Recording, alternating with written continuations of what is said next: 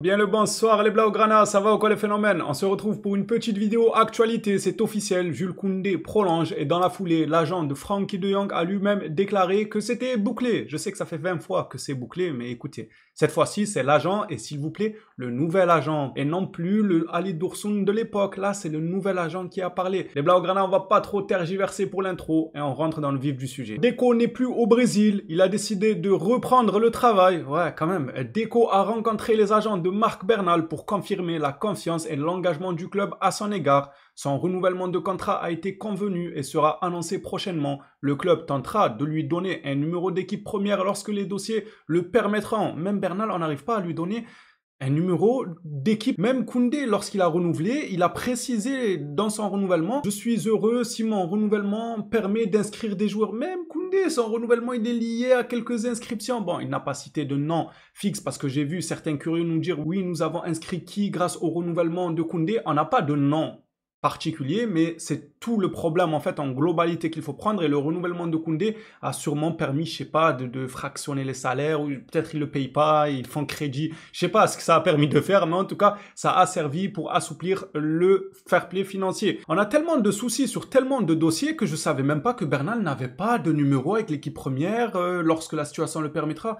Quand même, bon, par contre, c'est très bien qu'on lui fasse comprendre qu'on compte sur lui. Flick est clair à son égard, son désir est de parier sur lui. Et il en a le potentiel, ce jeune-là. Franchement, il mérite qu'on parie sur lui. C'est donc officiel, Jules Koundé était en compagnie de son agent ainsi que Laporta pour sa prolongation jusqu'en 2030. Il a fait pas mal de déclarations, j'en ai pris 2-3 que je trouvais intéressantes, dont justement le départ d'Inigo Martinez. Est-ce que Flick lui a parlé d'un probable retour au poste de défenseur central, comme dans le temps, ou pas du tout? On lui a posé la question à l'international français. Avec le départ d'Inigo Martinez, l'entraîneur Hansi Flick vous a-t-il dit qu'il pourrait vous ramener au poste de défenseur central ou non? Ce à quoi Koundé répond, non, non, nous n'avons pas eu cette conversation. Donc Flick, il ne lui a rien dit apparemment à l'heure actuelle. Il n'y a pas forcément de retour de Koundé en tant que défenseur central. Ça va peut-être se faire à l'avenir, mais à l'heure actuelle, ça n'a pas l'air d'être dans les plans de Hansi Flick. Koundé a tout de même profité de la situation pour nous donner un petit indice sur ses préférences, comme par hasard on lui parle du poste de défenseur central, un retour là-bas et tout.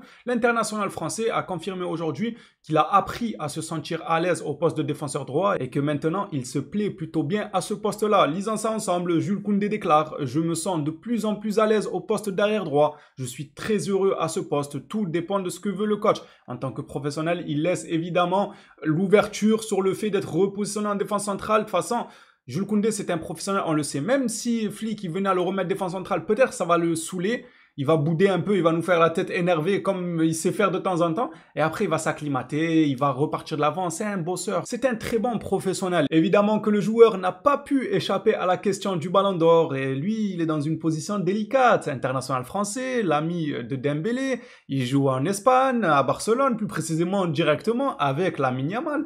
Ah, c'est tendu un peu de faire le choix pour lui. On a demandé à Koundé qui pour lui serait le plus méritant au Ballon d'Or. Koundé répond, tu me mets dans une situation difficile car il y a aussi Dembélé, mais je vais dire que si Lamine Yamal gagne, c'est mérité. Ah, il a bien trouvé la petite combine. Franchement, il fait une petite passe à Dembélé. Il dit, il y a aussi mon ami Dembélé. Mais si Lamine gagne, je vais dire que c'est mérité. Franchement, le pas de danse là, il était très très technique de la part de Jules Koundé. Ça passe. C'est recevable pour moi et je pense que ça va être recevable pour Dembouz aussi. Il comprendra qu'il joue avec Yamal. Il va pas dire non, Dembouz 100% et tout. C'est logique en vrai. Il laisse une certaine ambiguïté, mais il confirme quand même que Yamal, ça serait mérité et non pas un scandale. Concernant Frenkie de Jong, Ali Dursun, c'est de l'histoire ancienne. Le nouvel agent de Frenkie de Jong a confirmé hier au club lors d'une réunion qu'il était prêt à renouveler son contrat. Barcelone veut qu'il reste et l'intention est de lui offrir 2 ans et plus une année supplémentaire. Personnellement, je trouve que c'est très raisonnable comme proposition de contrat. Dites-moi vous dans les commentaires ce que vous en pensez. Avec cette information, je ne peux que avoir le sourire. Iñaki Peña et Hector Fort sont sur le point de partir pour Comme en prêt.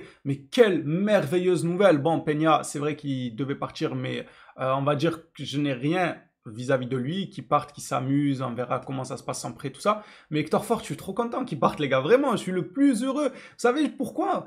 Parce que là, je sais que durant la saison, bon, c'est pas encore officiel, j'espère ne pas me porter l'œil, mais je peux déjà me dire, durant la saison, je ne vais pas voir Hector Fort rentrer en demi-finale de Ligue des Champions et tenter une frappe à 30 mètres comme si c'était Dani Alves ou Roberto Carlos ou Cafu ou je ne sais quel autre joueur. Et ça vaut tout le bonheur du monde. J'ai vu trop peu de gens parler de cette action. Moi, il n'y a pas de « Ah, il prend sa chance ». Non, tu tentes pas ta chance dans n'importe quel moment. Surtout quand tu t'appelles Hector Fort, que tu n'as encore rien prouvé, que tu avais un décalage à faire sur ta droite pour ouvrir le jeu, pour que ton coéquipier la mette dans la boîte, cette action. Je l'ai répété au moins, allez, 20 fois. Depuis que ça s'est passé en demi-finale, là, 20 fois, mais dites-vous, là, je vous le dis. Mais moi, dans ma tête, quasiment tous les matins, dès que je me réveille, je pense à ça. Je me lève comme ça, je suis dans mon lit, je me dis, mais pourquoi Fort il a tiré à 30 mètres contre l'Inter? Pourquoi il a osé? C'est une action qui tourne en boucle dans ma tête. Et ne croyez surtout pas que j'en fais trop, parce que j'ai vraiment pas compris de quel droit oses-tu venir prendre ta chance à 30 mètres dans un match de Ligue des Champions, dans le temps additionnel d'une prolongation. C'était lunaire. Et encore, s'il n'y avait aucune chance, il n'y avait rien à faire, le bloc était bien positionné, il n'y avait pas de décalage à faire, qu'il tire.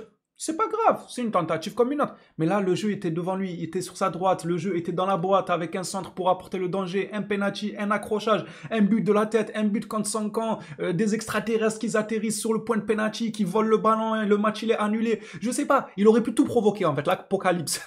Il avait juste à le mettre dans la boîte lui-même, ou alors donner à droite, c'était Koundé ou Garcia, je sais même plus c'était qui à ce moment-là du match. Sur sa droite, c'était Pedri même. Non, je sais plus. Je veux pas dire de bêtises, mais il y avait un joueur de Barcelone, logique, ça va pas être un joueur du Real Madrid en même temps, c'est le Barça. Bref, il y avait un joueur de Barcelone sur l'aile droite. Donne-lui, venez on refait le match. Ils sont pas chauds là, l'Inter, on leur dit venez on refait le match. Et cette action-là, il faut qu'elle soit effacée de ma tête. Il faut que, dès que Hector il a le ballon, je vais crier dans les tribunes, Hector, fais pas ça, tu vas me hanter durant tous les mois prochains. Joue à droite, frère. Et tant mieux, il part à Com là-bas en Italie. J'espère qu'il revient pas, hein, parce que c'est un prêt, mais j'espère la saison prochaine, j'aurai pas affaire à lui. Non, peut-être si on gagne avec des champions, je vais lui pardonner. Et si la saison prochaine, il revient d'un bon prêt, où il a montré son talent et tout, parce qu'il a un certain potentiel, hein. Pas extraordinaire non plus, mais il a un peu de ballon pour moi quand même. En restant objectif, cependant, pas du tout un talent au niveau de Barcelone à l'heure actuelle, que ce soit bien clair, hein, ceux qui ont voulu nous le vendre comme je sais pas qui, il n'a pas le niveau de Barcelone à l'heure actuelle. On refera les comptes la saison prochaine, à la suite de son prêt et ce qu'il aura apporté. Et si c'est le cas, on viendra dire ici même que c'est ok, il peut revenir à Barcelone pour faire la cuisine. Il pourra revenir pour avoir quelques minutes de temps de jeu à l'entraînement, bien sûr. C'était une blague, les gars. Juste à l'entraînement, il aura quelques minutes, évidemment. L'UEFA a finalement accepté de laisser Barcelone jouer son premier match de Ligue des Champions à l'extérieur. C'est selon TV3. Je ne comprends pas grand-chose à cette histoire de stade. Hier, des informations nous disaient que ils ont refusé. Moi-même, je trouvais ça logique parce que c'était par tirage au sort la Ligue des Champions. Et là, aujourd'hui, ils nous disent en fait, si, c'était des fleuristes. Parce que hier, moi, je vous ai dit, l'UEFA, c'est pas des fleuristes. Ils vont pas nous faire une fleur.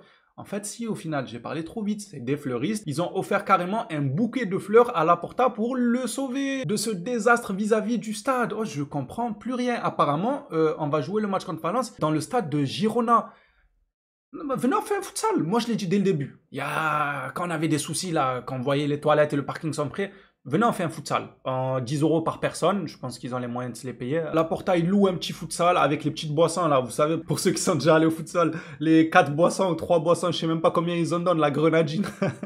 Il prend ça pour les joueurs et on joue dans un futsal. Non, mais on joue dans le stade de Girona. Le FC sans stade. Incroyable, c'est trop marrant, je vous jure, j'aime trop mon club, moi. C'est trop le divertissement, tout en ayant un niveau exceptionnel, footballistiquement parlant, que ce soit par le passé ou à l'heure actuelle. On joue au ballon ces derniers temps. Le Barça a supprimé le Camp Nou des infos du match contre Valence. Il y a 2-3 jours dans la vidéo actualité, je vous ai partagé la même image. Et à côté du coup d'envoi là que vous voyez, il y avait écrit au Camp Nou. Et j'avais dit, attention, ce n'est rien d'officiel. Aujourd'hui, ils l'ont retiré. On comprend rien.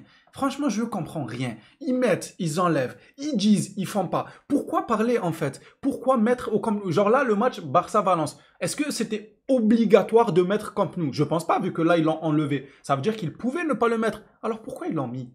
Moi, c'est ça que j'arrive pas à comprendre. Genre, ils n'ont pas un juste milieu. Ils n'ont pas un, on va pas se précipiter sans avoir l'assurance que ce qu'on met en avant est la vérité. Eux, non. On met, ouais, mettez leur Camp Nou pour Valence. Ouais, mais c'est pas sûr. Non, on verra. Mettez, après, on verra. Ah, on peut pas? Ouais, bon, enlevez. Et c'est comme ça pour tous les dossiers. Faire play finance, acheter, on verra. On peut pas, bon, bah, enlevez, virez-lui, vendez-lui. J'ai l'impression vraiment, tellement il n'y a aucune planification. Ça se passe vraiment comme ça. Ils prennent les décisions à l'instant T. Il n'y a aucune vision vers l'avenir. Est-ce que nous pouvons acheter ce joueur et l'inscrire dans la foulée sans avoir trop d'embûches? Oui ou non? Non. Bon, faisons-le quand même. Ah, on peut pas. Bon, vendons un autre joueur. Ils sont tout le temps dans l'improvisation. Des fois, ça peut être bien hein, d'improviser. Je vous jure, des fois, tu tentes un coup sur un coup de tête, un bon coup sur le mercato ou quoi, hop, tu le chopes, mais tu sais pas trop comment ça va se passer et tu as bien fait de le choper. Mais des fois, il faut réfléchir au long terme. On se retrouve à lâcher des Inigo, ça nous parle de Casado. Il y a l'OM carrément qui s'est mis sur les côtes de Casado pour essayer de le recruter. Au bout d'un moment, il faut un peu prévenir l'avenir. On vous demande pas de prévenir sur une décennie à venir, non. Juste 2 mois, 2 mois de mercato. Tu achètes un joueur, est-ce que tu sais que tu as les capacités de l'enregistrer ou pas? Tu fais des travaux dans un stade, est-ce que tu sais que tu pourras y revenir? Ou bien c'est ambigu et tu ne nous vends pas du rêve à nous dire contre Valence, retour au Camp Nou. Fatigué. Waouh, quand même. On dirait pas, mais ça ronge vraiment le moral. Pour terminer cette vidéo actualité, finissant avec le journal Sport qui rapporte que Flick répétera le trio offensif contre Levante, Lamine, Rafinha, compte tenu de leur forme physique. Ça sera Lamine, Ferran et Rafinha le trio offensif. C'est logique, vu leur forme physique. Lewandowski revient à peine de blessure. Et quant à Rashford, j'ai vu certains déjà commencer à le réclamer. Je vais pas m'éparpiller encore une fois sur ce sujet, j'en ai assez parlé. Mais c'est à Rashford de prouver. C'est pas à nous de l'imposer en tant que titulaire, surtout quand tu as Ferran Torres qui montre de bonnes choses. Rafinha qui montre de bonnes choses. Bon, Lamine, il est plus au stade des bonnes choses. Et en réalité, même Rafinha, il est plus au stade des bonnes choses. C'est des joueurs déjà très confirmés au haut niveau avec la saison qui nous ont pendu la saison dernière. Bref, revenons à ce que je disais. Là, le duel, c'est Ferran et Rashford. En quel honneur on va mettre Ferran au placard et imposer Rashford titulaire et le faire enchaîner malgré que peut-être qu'il ne va pas marquer lors de ses premiers matchs et tout, mais quand même on va le mettre. Là, on tombera, comme je le dis si bien, dans le name privilège. Oui, des fois ça m'arrive de dire quelques mots anglais. Laissez-moi flex, c'est les seuls mots que je connais. Non, on va tomber dans le nom privilège, les gars. Il s'appelle Rashford, il passe devant Ferran. Non. Non, Rashford, tu vas devoir te faire ta place. On t'apprécie, on voulait tous ta venue, moi le premier. Mais je suis archi pour ce transfert. Il me fait extrêmement plaisir d'avoir Rashford parmi nous. Maintenant, je lui demande gentiment de prouver, de montrer qu'il est capable de gagner plus de temps de jeu que ça. Moi, ça ne m'étonne pas ce trophée. Après, attention, c'est Sport qui l'annonce, il n'y a rien d'officiel. On n'est pas à l'abri que dès que la feuille de match tombe, hop, Rashford titulaire. Flick peut avoir cette envie-là de tester, de tenter maintenant en début de championnat ce que ça vaut un Rashford en tant que titulaire. Parce que Rashford a eu une déclaration qui peut être intéressante quand même sur son objectif à long terme. Il veut quand même être titulaire parce qu'il a dit c'est pas évident de rentrer en cours de match et de s'acclimater directement au match parce que bah voilà, t'es froid, tes coéquipiers ils sont déjà chauds dans la rencontre, ils ont déjà des automatismes, toi non seulement t'es nouveau et en plus tu grattes que 15-20 minutes à la fin du match, tes coéquipiers peut-être certains n'ont plus de souffle mais ils sont quand même plus chauds que toi, enfin bref, vous m'avez compris. Il a déclaré quelque chose comme ça si mes souvenirs sont bons. Il a lui-même mis en avant le fait que quand tu rentres dans un match, c'est pas comme quand tu le débutes. Tu as le temps de te mettre en jambe dans le match. Voyons si Flick a entendu cette déclaration ou bien il s'en fout totalement et il recontinuera avec ce trio. Moi, ça ne me déplairait pas. Que ce soit Rashford, ça ne me déplairait pas. Que ce soit Ferran, ça ne me déplairait pas non plus. Comme j'ai dit, on ne tombe pas dans le non-privilège. Les Blaugrana, ça sera tout pour cette vidéo actualité. Hâte de voir vos retours dans l'espace commentaire. On s'attrape à la prochaine sur le Barça. D'ici là, prenez soin de vous les phénomènes.